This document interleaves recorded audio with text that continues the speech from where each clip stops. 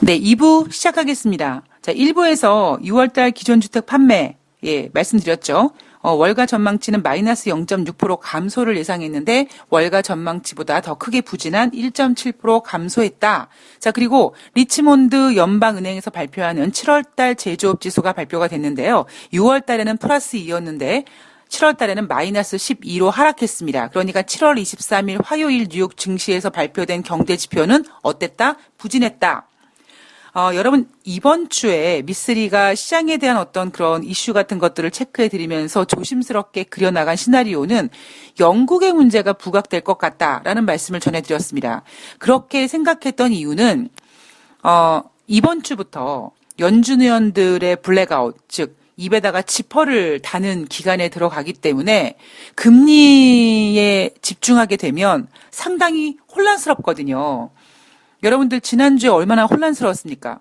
금리 인하를 할 것 같은데 과연 25bp냐 55bp냐 과연 25bp와 50bp 이 시장의 기대와 연준에서 하려고 하는 금리 실질적인 금리 인하폭과 이 갭을 이거 어떻게 할 거냐.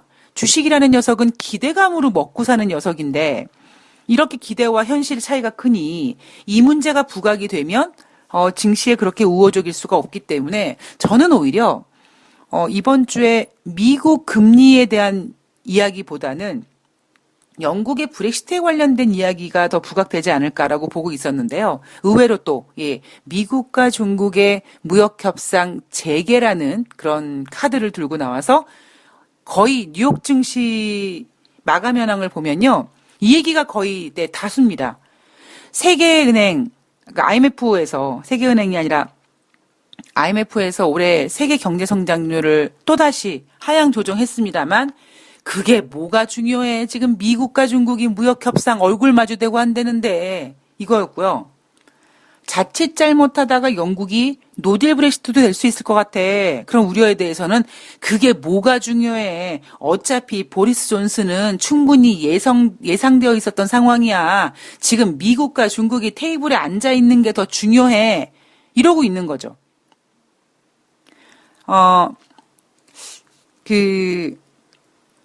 우리가 왜 희망 고문이라는 단어를 쓰지 않습니까?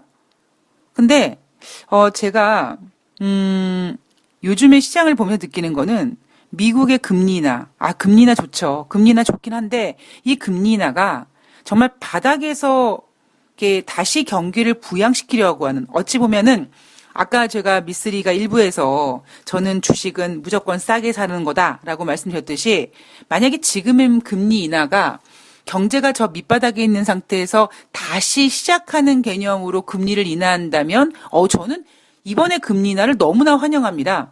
그러나 미쓰리가 올해 정말 유일하게 미국의 금리 인하를 예상하면서 가장 걱정했던 거, 즉 미국이요 올해 2019년도 경제 지표가 안 좋아질 거거든요. 그럼 걔네들이 금리 인하 카드 쓸 거거든요. 그럼 금리 인하 카드 하면 그 뒤에 경제가 더 안 좋아질 거다라고 걱정했던 이유가 뭐냐면 지금의 금리 인하는 밑바닥부터 시작하는 금리 인하가 아니라 지금 누리고 있는 이러한 편리함, 이러한 것들을 다시 잃고 싶은 마음이 없다 보니까 억지로 인위적으로 돈을 더 부풀리게 하면 이거거든요. 그래서 저는 이 문제가 너무나 걱정스럽습니다. 그러다 보니 영국의 문제도 걱정이 아니요. 이란과 지금 그 연합군이 뭐 전쟁할지도 모르는 상황에 이것도 걱정도 아니요. 기업 실적도 눈높이 낮춰놨으니까 걱정 아니요. 엉망진창이죠. 자, 지금 영국은요. 이른바 그 브렉시트 강경론자로 통하는 보리스 존슨이 영국의 신임 총리에 당선되면서 영국 경제와 파운드화를 둘러싼 비관론이 고개를 들고 있다라고 합니다. 제가 조금 전에 희망 고문이라고 말씀드렸잖아요. 영국의 보수당 당대표 브리스 존슨이 영국의 이제 총리가 됐다. 이게 충분히 예상됐던 상황이라고 넘길 문제가 아니고요. 오히려 어쩌면 우리가 그동안 계속 희망 고문, 그래 금리 인하할 거야. 또 미국과 중국이 무역 협상할 거야. 쉽게 끝나지 않을 이놈의 미국과 중국의 무역 협상이 이번 주에 금리 인하라는 이슈에 있어서 실제로 시장이 금리를 인하하려고 하는 그 실체와 시장에서 기대하고 있는 그 기대감의 그 차이 때문에 갑론을박이 이어지고 시장의 혼돈이 이어질까봐 그거를 커버하기 위해서 우리가 어떤 뭐 문제가 터지면 뭐 연예인들 뭐 스캔들 터뜨려가지고 이 포털 사이트 검색어창에서 막 실시간으로 연예인 스캔들 올려가지고 무언가 권력자들이 지네가 커버하고 싶은 거 막고 싶은 거를 이렇게 뭐 막는다 그런 것처럼 지금 이번 주에는요 연준의 금리 결정을 앞두고 실체와 그 기대의 어떤 그 갭에 대한 우려감을 미국과 중국의 무역협상 재개라는 제목으로 얼른 지금 이렇게 탈바꿈하고 커버해버렸습니다. 그러다 보니 뉴욕 증시 마감 현황에서 거의 반 페이지가 넘는 페이지에서 미국과 중국의 무역협상 재개 이야기가 나왔는데 이 문제는요, MBC 방송인가요? 거기서는 한 6개월 정도, 즉 단기간에 끝날 문제는 아니다라고 생각하고 있습니다만 뭐 6개월 걸리겠습니까? 더 걸리겠죠. 그럼에도 불구하고 시장에서는 이 카드로 미국과 중국의 무역협상 재개의 문제를 가지고 다른 모든 것들을 다 덮어버렸습니다. 자, 유럽 증시 상승했다고 말씀드렸습니다. 제가 1부에서는 호재를 말씀드렸고 이제부터 2부에서는 공포의 이야기를 좀 해드릴 텐데요. 첫 번째, 영국의 이야기 안 할 수가 없죠. 드디어 영국의 우편 투표를 통해서 22일 날 영국의 보수당 당대표 예상치를 벗어나지 않는 당대표 경선 투표 결과가 나왔습니다. 보리스 존슨이 92,153표를 얻어서 당대표가 됐고 이제 총리가 됩니다. 자, 제레미 헌트는 46,656표를 얻었습니다. 보리스 존슨은요. 죽기 살기로 브렉시트 한다고 했던 사람이고요. 이 제레미 헌트는 무거운 마음으로 하겠다라고 했습니다. 만약에 제레미 헌트가 보수당 당대표가 되고 총리가 됐다면 어쩌면 메이 총리가 했던 그런 비스무리한 스타일로 갈 가능성이 높았을 겁니다. 자, 그러나 시장의 그 예상에 부응하는 것처럼 보리스 존슨이 이제 영국판 트럼프라고 불리우는 이 강경파 보리스 존슨이 보수당 당대표가 됐고 총리가 됐습니다. 브렉시트를 완수하고 국가를 통합하겠다. 자, 제2국민 투표를 지지하는 제4당인 자유민주당은요. 보리스 총리를 저지하기 위해 모든 일을 하겠다라고 벌써 이제 싸움 태세로 돌아갔습니다. 그리고 문제는 보수당 당대표 내에서도요. 나 보리스 존슨과 같이 일하고 싶은 마음이 없어 라는 생각으로 핵심 관료들의 내각 줄사태가 지금 진행되고 있습니다. 문화부 장관 사의표했고요. 외무부 장관도 그만둔다 그랬고요. 재무장관도 때려치겠다고 하고 있습니다. 자, 보리스 존슨은요. 이 문제를 뭘로 이제 좀 타결을 볼까? 2022년도에 예정되어 있는 총선을 앞당길 가능성이 높다. 자, 그래서 지금 이미 벌써 보수당 선거자금 모집을 진행 중이다. 뭐 이런 얘기도 나오고 있습니다. 우리가요, 지금 시장에서 뭐 기업 실적 이런 것들은 좀 제외시키고요. 뭐 기업 실적이라든가 미국의 어떤 뭐 대통령 선거 이런 것들은 좀 집어치우고 금리 인하, 그리고 미국과 중국의 무역 협상, 그리고 영국의 노딜 브렉시트 우려가 있을 때 과연 이 영국의 노딜 브렉시트 이 문제를 앞두고 보리스 존슨이 총리가 됐는데 충분히 예상됐던 상황이다, 별거 아니다라고 해석할 수 있는 문제일까? 영국의 노딜 브렉시트 문제는 이거는 희망 고문이 아니라 우리가 어찌 보면 처리해야 될 숙제 중에 하나거든요. 거기에 반해서 미국과 중국의 무역 협상은 시장에서 뭔가 뭐 없나? 여러분 기억나시죠? 당장 미국 월요일 증시에서 뭐라고 했습니까? 호재와 악재가 없어서 그런 얘기 있었거든요. 왜냐하면 금리 인하 이야기를 계속 불을 지펴줄 연준 위원들은 블랙아웃 돼버리고 그러니 시장을 뭘로 좀 부양할까? 왜냐? 쟤네들은 뺄 생각이 없거든요. 그러니까 마치 희망 고문처럼 또 이제 다시 미국과 중국의 무역 협상이 재개됐다. 제가 어제 방송에서 그랬잖아요. 아니 중국과 미국이 언제 대면 협상 안 했습니까? 근데 이제는 우리는 하다가 아이고 저 두 나라가 맨날 전화통화만 하다가 이제 얼굴을 마주대네. 웬일이니? 너무 좋다. 이러고 있다라는 겁니다. 자, 보리스 존슨 이 문제, 영국 문제요. 이미 벌써 지금 뭐 파운드화는 벌써 하락 중이고 제가 앞서서 이런 얘기 해드렸죠. 뭐 영국에서 유명한 펀드 매니저가 운영하고 있는 펀드 자금이 3분의 1로 개박살났고 뭐 굉장히 유명한 셰프가 운영하는 그 식당 20몇 개가 폐업했고 지금 런던 내 부동산 경기가 죽쓰고 있고 물론 이게 영국 문제뿐만 아니라 글로벌 경기 둔화 우려감이라는 큰 테두리 안에서 진행되는 거지만 그 글로벌 경기 둔화 우려감이라는 테두리 안에 얘는 또 하나, 영국은 또 하나 노들 브렉시트라는 우려감을 갖고 가게 되는 겁니다. 자, 그 어느 때보다도 현실감을 직시해야 될 때 이렇게 전 생각을 하고요. 자, 유럽연합은 그럼 어떤 태도냐? 유럽연합은요, 작년 11월 유럽연합과 영국이 합의한 브렉시트 합의문에 대한 재협상 없다고 다시 한번 확인했습니다. 다만 양측의 미래 관계에 관한 정치적 선언에 대해서는 수정할 수 있다라고 했고요. 자, 유럽연합의 집행위 부위원장이 테레사 메이 총리와 합의한 브렉시트 합의문은 변경하는 데 동의하지 않을 것이다. 즉, 재협상 없다라는 겁니다. 영국은 유럽연합과 합의에 이르렀고 유럽연합은 이 합의를 고수할 것이다. 영국이 아무런 합의 없이 유럽연합을 탈퇴하는 것은 가장 치명적인 시나리오다라고 했습니다.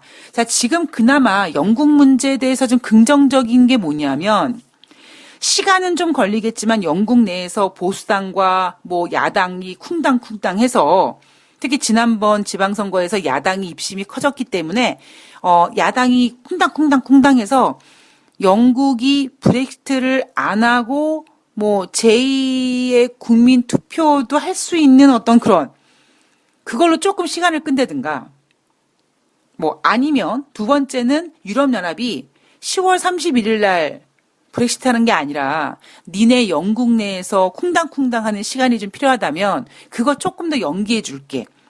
그래서 영국의 문제는 제2국민 투표냐 유럽연합의 시간의 연기냐 요 두 문제가 어찌 보면 보리스 존슨을 제외한 어떤 해결책이고 보리스 존슨에다가 타겟을 놓고 봤을 때는요. 답이 안 나오는 거죠. 왜냐하면 이 사람은 뼛속까지 강경파인 사람이니까요. 자, 영국의 브렉시트 문제가요. 충분히 예상됐던 상황이다라고 그렇게 그냥 이렇게 무시해버릴 상황은 결코 아니라고 생각이 듭니다. 자, 그리고 두 번째 또 뭐가 있을까요? 미국과 유럽이 관세 전쟁이 좀 커지고 있습니다. 유럽연합에서 23일 날 트럼프가 유럽산 자동차와 자동차 부품에 관세를 부과한다면 우리 유럽연합은 350억 유로의 미국산 상품에 보복 관세를 부과할 것이다 라고 했습니다. 자, 지난 1월 달에 유럽연합이 니네 만약에 유럽산 자동차랑 자동차 부품에다 관세 부과하면 우리 얼만큼 관세 보복 관세 할 거야라고 선전포고를 한 적이 있었는데 23일 날 새롭게 발표한 내용은요. 기존에 1월 달에 발표했던 보복 관세의 2배에 육박하는 규모입니다. 자, 그리고 이미 유럽연합은 기본적으로 350억 유로 상당의 그 리스트 과연 미국산 제품에 어디에 관세를 때릴지 그거 이미 리스트 준비해 놓고 있다고 합니다. 자, 중국과 미국의 패권 전쟁에 대해서는 제가 긍정적인 부분 아까 말씀드렸죠? 뭐 상하이에서 미국과 중국이 다시 협상을 한다. 그리고 화웨이 풀어주는 거에 대해서 상당히 미국이 지금 적극적으로 임하고 있다. 거기에 반해 또 미국은 중국산 어떤 그 농산물을 수입해 주려고 그런 어떤 그 준비를 하고 있다. 이런 내용들이 나왔습니다. 자, 그렇다면 부정적인 내용은 뭐냐면 워싱턴 포스트에서 보도한 내용을 보면요. 중국 최대 통신장비 업체 화웨이가 북한의 3세대 무선 네트워크 구축 사업에 몰래 관여했다. 자, 트럼프 대통령은 진위 여부에 대한 조사 들어갈 것이다 라고 얘기를 했습니다. 자, 38노스의 보도를 보면요. 북한이 3G망을 구축하면서 고위층 2,500명을 대상으로 300여 개의 통화를 동시에 감시할 수 있는 시스템을 만들 계획이다라는 거를 보도했는데, 38노스가 보도했는데요. 이 38노스는 북한에서 이동통신 서비스가 시작되기 6개월 전인 2008년도 5월 28일 날 회의록을 입수했다고 합니다. 자, 이 회의록에 뭐가 있느냐? 이 북한에서 지금 통화를 감시하고 하는 이 시스템에 화웨이가 2,500대의 이동전화를 목표로 삼고 300개의 통화와 300개의 데이터 세션을 동시에 모니터할 수 있는 방안을 북한 측에 제시했다는 거죠. 자, 이렇게 되면 중국과 미국 간의 무역 협상, 자, 화웨이 풀어준다라고 했는데 만약에 이 보도가 사실이라면 이거는 어찌 보면 미국 입장에서는 북한에다가 이런 거를 하는데 화웨이가 들어갔어. 어찌 보면 미국 입장에서는 북한과 미국을 동시에 때릴 수 있는 동시팩션이 가능한 문제거든요. 물론 트럼프 대통령은 이거 상당히 또 고심스러운 문제일 겁니다. 그죠? 왜냐하면 북한을 지금 우쭈쭈 해줘야 되는데 아이고 이걸 또 중국을 조지자니 또 북한도 같이 조져야겠고 이거 어떻게 해야 되지? 어쨌든 이 문제가 트럼프 대통령은 그렇게 크게 문제 삼지는 않으려고 할 것입니다. 자, 그러나 어쨌든 이런 문제는 트럼프 대통령 혼자 관여하는 게 아니라 또 주변 시장 상황이라든가 이런 분위기가 어쩔 수 없이 트럼프 대통령한테 규제 카드를 꺼내게 할 수밖에 없는 그런 문제일 수도 분명히 있죠. 자, 거기에다가 지금 미국과 중국이요. 제가 이번 주에 자주 말씀드리는 내용이 아니 그동안 미국과 중국이 얼굴 마주대고 협상 안 했습니까? 그동안 얼굴을 안 보고 협상을 안 하고 계속 전화통화라든가 뭐 이메일로만 협상해가지고 지금 1년이 넘도록 두 나라가 협상이 안 된 거예요? 아니거든요. 얼굴을 마주대고 안 대고가 이게 중요한 게 아닌데 지금 우리는 지난주까지만 해도 얘네들이 만날 생각을 안 하고 서로 전화통화만 했는데 세상에 이제 만난대. 지금 이게 지금 흥분할 얘기입니까? 아니거든요. 그러니까 오로지 우린 지금 미국과 중국이 두 나라가 협상 테이블에 앉는 것만에 너무 흥분해 있는데 그 세부적인 내용은 결코 미국과 중국의 무역 협상이 쉽지 않다라는 게 팩트라는 거죠. 자, 미국 정부가 23일 날 이란산 원유를 사고 판 혐의로 중국의 국영 에너지 업체에 제재를 가하기로 했습니다.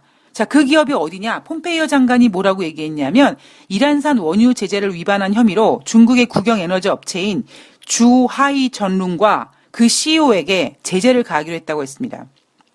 자, 주하이 전룽은 어떤 기업이냐? 중국의 국영 난광 기업의 자회사라고 합니다. 자, 중국 대변인이요. 중국은 미국의 일방적인 제재와 긴 팔을 뻗어 간섭하는 것에 대해서 단호히 반대한다. 중국은 자국 기업과 개인의 합법적 권익을 지키기 위해 필요한 모든 조치를 할 것이다.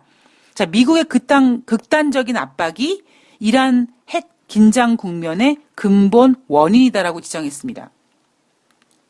자, 제가 그랬죠. 지금 이상하게 이란과의 어떤 갈등이 원래는 이게 누구와 갈등입니까? 이게 미국과 이란 간의 갈등이에요. 트럼프 대통령이 핵협정 탈퇴하고 이란 제재 가하면서 이란이 개기면서 또다시 미국이 압박하고 또다시 이란이 개기고 그래서 지금 뭐 호르무즈 해역의 어떤 이런 그 리스크가 원래는 이란과 미국 간의 긴장이었습니다. 이게 왜요? 미국이 왜 그래요? 미국은 한마디로 간단하게 얘기하면 자기네만 핵을 갖고 싶은 거잖아요. 다른 나라들이 핵 가지고 있는 꼴을 못 보는 거잖아요. 그래서 지금 북한도 비핵화 시키려고 하는 거 아니겠습니까? 결국 그 얘기는 미국이 이란이 핵을 갖고 있는 꼴을 못 볼 것 같아서 이란을 제재하려고 했던 문제가 지금 이상하게 상황이 된 거예요. 어떤 상황이냐? 아니 미국과 이란 간의 갈등인데 갑자기 영국이 총대를 메고 영국과 이란 간의 갈등이 됐습니다. 거기에다가 지금 뭐 하고 있어요? 호르무즈 해역에서 일본을 비롯한 한국도 마찬가지고요. 뭐 네덜란드 뭐 이런 나라들이 연합군을 만들어서 지금 이란과 대치하려고 하고 있습니다. 제가 왜 그런다고 했습니까? 트럼프 대통령이 노벨 평화상 받고 싶어서 그런다고 했죠? 자, 그런데 중국 대변인이 이거를 정확하게 찝어낸 거예요. 우리가 그런 생각 없이 아이고 저 연합군 그래 호르무즈 해역에 그 유조선 지나가는데 그거 지켜야지. 맞아. 그래. 저 연합군들이 이란을 조지는 건 저거는 합법한 거 된 거야. 우리가 이렇게 생각하고 있을까봐, 그렇게 생각하게 될까봐 중국이 꼭 집어서 얘기해 주는 거죠. 야, 미국이 저 따위 식으로 자꾸 이렇게 극단적으로 압박을 하니까 지금 이란 문제도 저렇게 된 거야. 라고 얘기하고 있습니다. 자, 조금 전에 미국 정부가 이란산 원유를 사고판 혐의로 중국의 국영 에너지 업체 제재 가했다고 했죠. 제가 지난번에 농담 삼아서 그 미국에 콩 사주는 거 그 문제에 있어서 내가 만약에 중국이라면 야, 중국 배에다가 니네 일본 콩 실어가지고 갖고 올라 그랬는데 우리 이란산 원유 쓰는데 니네가 이란 제재하는 바람에 우리 기름이 없어서 콩을 못 사주겠네? 이렇게 얘기할 수도 있을 거라고 말씀드렸죠. 그래서 저는 어찌 보면 이번에 상하이에서 열리는 미국과 중국의 무역 협상은 뭔가 문제를 봉합하려기보다는 오히려 이 이란 문제에 관련돼서 특히 지금 미국이 뭐 하고 있습니까? 일본을 비롯해서 우리나라까지 그리고 뭐 유럽 국가들까지 연합군 만들자고 하고 있고 그 연합군에 중국도 사실 껴야 되거든요. 그래서 어찌 보면 이 연합군 문제에 중국이 포함되느냐 안 포함되느냐 이 문제로 또 어찌 보면 새로운 국면을 맞을 수 있지도 않을까 뭐 그런 생각도 한번 해봤습니다. 자, 그리고 또 하나 대한민국 8월 말에 다음 달 말에 중국 본토 주식 A주가 MSCI 신흥국 지수의 비중이 확대됩니다. 우리나라 선진국이에요? 아니에요. 우리 국어 공부를 잘합시다. 즉 주제 파악해야 돼요. 자, 우리는 선진국이 아니라 여전히 신흥국에 있습니다. 근데 MSCI 신흥국 지수에 중국 본토 A주가 조금 더 비중이 늘어나요. 그런데 바구니의 사이즈는 정해져 있단 말이에요. 중국의 A주 본토 주식을 담기 위해서 다른 녀석을 빼야 돼요. 좀 비중을 축소해야 돼요. 그래서 중국 본토 A 주식이요. 5월 말보다 한 0.68% 정도 비중이 늘어날 거라고 보고 있습니다.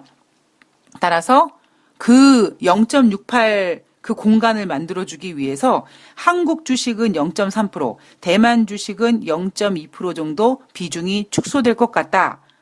자, 그래서 다음 달 국내에서 외국인 자금이 1조 5천억 원 정도 유출될 것 같다라는 우려감 나오고 있습니다. 자, 또 하나.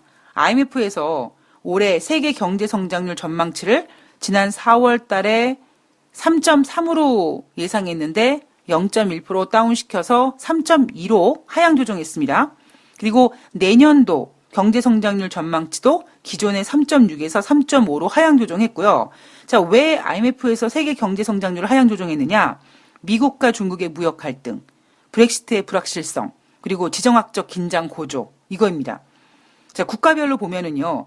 유로존이 1.3%로 변함 없었고요. 그리고 일본이 1.0에서 0.9로, 독일이 0.8에서 0.7로 각각 0.1%씩 하락했고요. 중국은 6.3에서 6.2로, 인도는 7.1에서 7.0으로, 브라질은 0.9에서 0.8로 이렇게 국가별로 봤을 때 0.1%씩 다 하향 조정됐고요. 신흥개도국 같은 경우에는 4.3% 기존 전망에서 4.1%로 0.3% 하락했습니다. 그러나 미국은 1.8%였는데 1.9%로 오히려 0.1% 상향 조정시켰습니다. 미국 주식시장이 저렇게 잘 가는 이유는 분명히 있죠. 그러나 저는 그게 개인적으로 뭐 어떤 경제가 되게 좋아서가 아니라 금리 인하라는 엄청난, 여러분 보셨죠? 미쓰리가 작년도에 올해 미국이 금리 인하할 거라고 했던 그 힌트를 어디서 얻었다고 했습니까? 미국이 건방 떨면서 작년에 9월 달에 금리 인상하고 12월 달에 또 하겠다고 깝죽거리는 바람에 그리고 11월 달 FOMC에서 제롬 파월 연준 의장이 나 12월 달에 금리 인상 할 건데? 라고 하는 바람에 제가 11월 초에 뭐라고 했습니까? 여러분 12월 달에 미국 증시 안 좋을 것 같습니다. 그런데 증시는 땡겨 쓰는 스타일이 있다 보니까 11월 중순부터 시장이 안 좋을 것 같습니다. 미쓰리는 11월 중순부터 증시 좋게 안 봅니다. 라고 했죠. 그 이후에 1월 4일 날 제롬 파월 연준 의장이 나 비둘기인데요 라고 하니까 금리나 그러니까 추가적으로 금리 인상을 생각했던 시장에서는 12월 달에 미국 증시가 개폭락되는 걸 보고 아이고 안 되겠구나 정신 차려야겠구나라고 해서 금리 인하로 선회했고 그리고 금리 인하 기대감 때문에 지금 미국 증시는 이렇게까지 올라오고 있는 겁니다. 물론 금리 인하가 증시의 호재이긴 합니다만 제 경험으로 미뤄보아 지금 금리 인하는 어떤 정말 경제가 바닥이어서 다시 경제를 부양시키려고 하는 죽을 것 같은, 예, 배고파서 이제 조만간 얘가 죽을 것 같은 그런 아이에게